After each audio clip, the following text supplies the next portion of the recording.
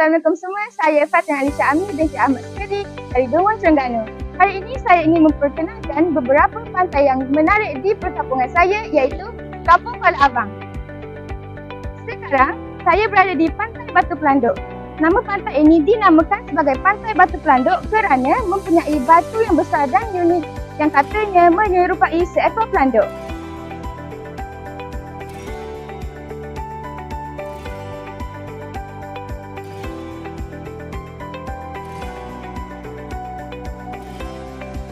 Kawasan Pantai Batu Pelanduk ini sering dikaitkan dengan kedatangan Puteri Bunian yang sering meminjamkan pinggan dan mangkuk kepada penduduk kampung semasa mengadakan kenduri.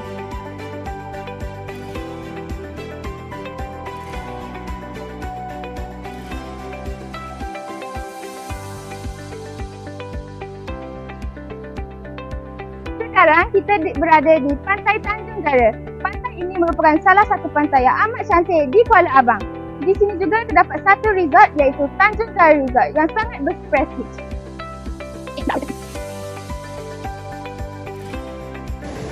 Di belakang saya merupakan Pantai Teluk Bidara iaitu salah satu pantai yang cantik yang ada di perkampungan saya. Mari kita sama-sama menikmati keindahan pantai ini.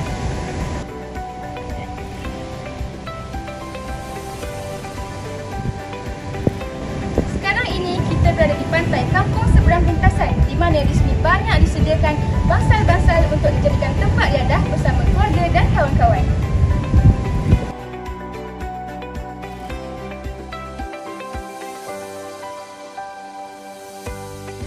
Kenapa saya bangga menjadi anak Malaysia ialah kerana keindahan pantai-pantai di Malaysia ini yang tiada tolak bandingnya.